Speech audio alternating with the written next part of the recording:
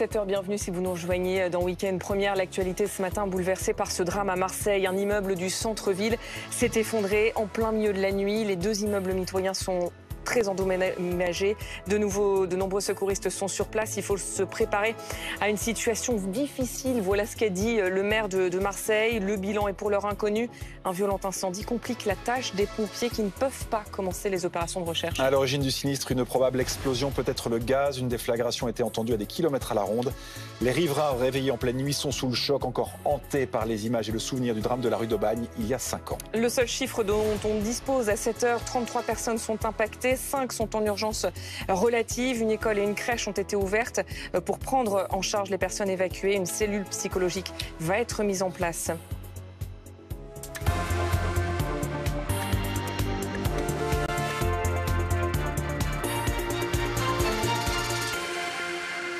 L'inquiétude donc très forte ce matin à Marseille. Un immeuble de 4 étages s'est effondré, emportant avec lui une partie des deux immeubles mitoyens. Le drame s'est déroulé au pire moment, en pleine nuit, pendant que les habitants dormaient. Le bilan pour l'instant, on ignore de quelle ampleur il sera. On sait juste que 33 personnes ont été prises en charge. Parmi elles, 5 sont en urgence relative. Mais le maire de Marseille laisse entendre qu'il y aura un bilan bien plus dramatique. Avant de retrouver nos équipes sur place, d'abord les faits. Guillaume Barqui et Margot Sèvres. L'effondrement a eu lieu cette nuit, brisant le calme de cette rue résidentielle. On entend un gros boom, les fenêtres ont tremblé. On avait une impression que c'était comme un tremblement de terre. J'ai cru que c'était un accident de voiture en bas. On a appelé les pompiers et là j'ai vu les éboulis et l'immeuble qui s'est effondré. Donc je vous avoue, je suis un peu choquée là. On a une baie vitrée, elle est partie en éclats. Voilà. Et puis là, on a une terrasse, il y a des volets qui sont avec des bouts de bois partout. Il n'est plus immeuble. C'est impressionnant, impressionnant. On a entendu des cris, on a entendu des... C'est un grand malheur. D'abord un immeuble de 4 étages, vers minuit 40, celui-ci s'est totalement effondré. Et dans la foulée, une partie de 2 autres immeubles à côté s'effondre aussi. Nous avons une centaine d'hommes sur le terrain en ce moment. Nous avons toutes les équipes nécessaires, à la fois de lutte contre l'incendie, de secours aux personnes et de déblaiement et de recherche. Au 17 rue de Tivoli, un incendie empêche les équipes de secours d'aller chercher des personnes qui pourraient être sous les décombres. Il est probable, mais je veux qu'on emploie le conditionnel et les guillemets, qu'il s'agisse d'une explosion. Nous ne savons pas la nature de cette explosion, nous ne savons pas exactement ce qui se passe. Il y aura bien évidemment une enquête, mais on en est, au moment où on vous parle, vraiment dans la phase des secours et des premiers secours. L'effondrement a eu lieu dans une rue résidentielle du centre de Marseille. Selon le maire, la typologie des immeubles est différente de celle des immeubles rue d'Aubagne qui s'étaient effondrés en 2018. Voilà, de gros moyens de secours sont donc déployés sur place, une centaine de pompiers mobilisés. Boris Karlamov, vous êtes notre envoyé spécial à Marseille. La priorité, sauver des vies, c'est une course contre la montre qui est engagée. Le problème, c'est que le jour se lève et les opérations de recherche n'ont pas encore pu commencer.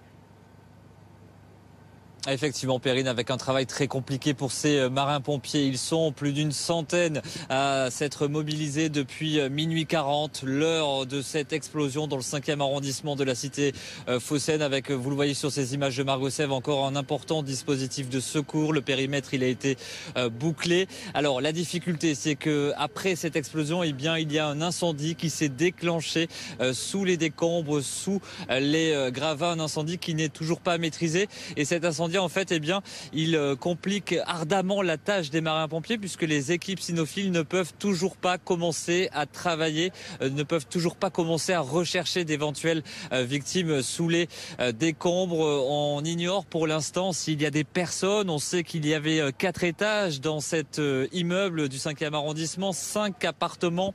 Le bilan qui est toujours très provisoire fait état de 33 personnes impliquées, 5 personnes en urgence relative, mais toutes ces personnes, eh bien, elles habitaient dans des immeubles adjacents dans cette rue de Tivoli, au cœur de la cité phocéenne.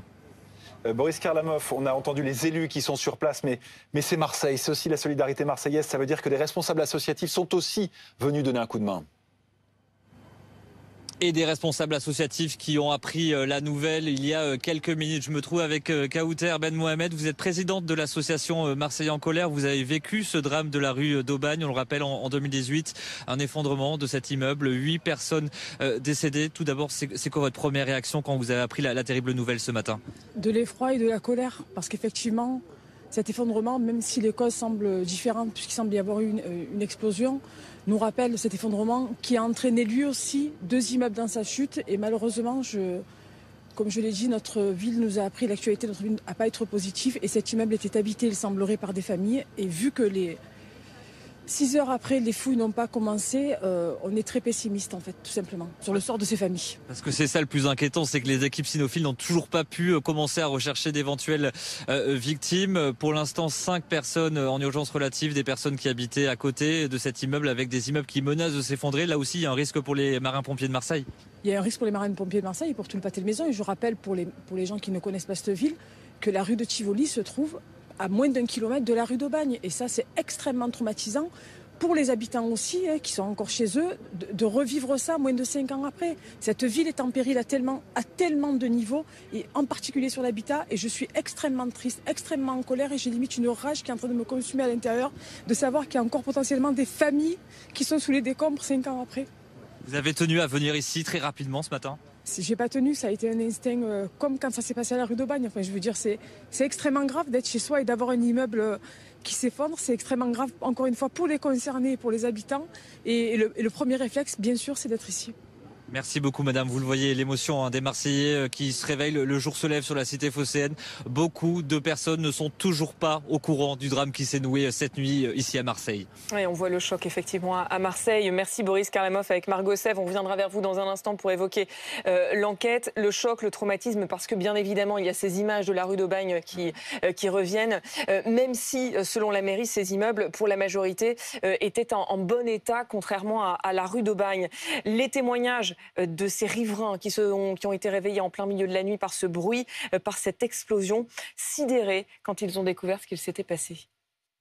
C'était éprouvant. Il y a un instant, j'étais chez moi.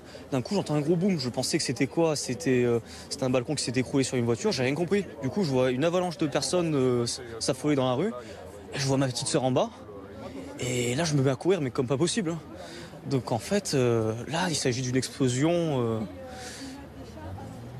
Je sais même pas comment ça s'est produit, c'est complètement fou, j'ai jamais vu ça. C'est quoi, une centaine de mètres de chez moi? Il y a littéralement tout qui a tremblé. Genre c'était même pas quelque chose qui est tombé au-dessus ou quoi, c'est quelque chose de grave qui s'est produit, je le sentais.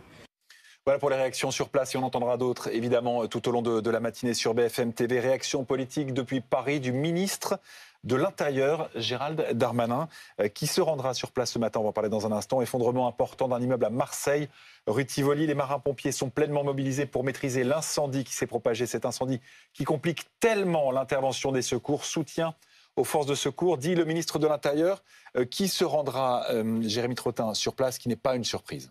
Non, on l'a appris juste après 6 heures par ses équipes. Le ministre de l'Intérieur est attendu donc sur place ce matin. Preuve encore de la gravité de cette explosion dont on ne connaît ni le bilan ni le nombre de disparus, comme l'a expliqué tout à l'heure le maire de Marseille, Gérald Darmanin, qui sera à proximité immédiate de la rue de Tivoli à 10h45 sur le poste de commandement avancé mis en place par les marins-pompiers de Marseille. Il fera alors un point de situation avec les secours mobilisés avant de répondre aux questions des journalistes. Le ministre qui s'est tenu informé bien sûr de la situation cette nuit, heure par heure. Autre réaction politique, Manuel Bompard, député de la France Insoumise de Marseille, s'est rendu sur place cette nuit. Il a fait part de son émotion et aussi de sa grande inquiétude. Forcément beaucoup d'émotions et une pensée pour d'abord les personnes qui ont été touchées. Il y a des personnes qui étaient dans les immeubles attenants qui pour certaines ont été blessées. Il y a malheureusement encore des personnes dont on ignore si elles étaient présentes dans l'immeuble ou pas. Donc voilà, forcément beaucoup d'inquiétudes, beaucoup de remerciements pour le travail des secours qui sont sur place depuis maintenant à peu près 10-15 minutes après l'explosion, que ça arrivait très rapidement sur place. Et j'espère qu'ils vont pouvoir, si possible, sortir toutes les personnes qui sont là, s'il y en a encore sous les décombres. Voilà, c'est le temps de l'enquête aussi qui va s'ouvrir après celui de l'urgence.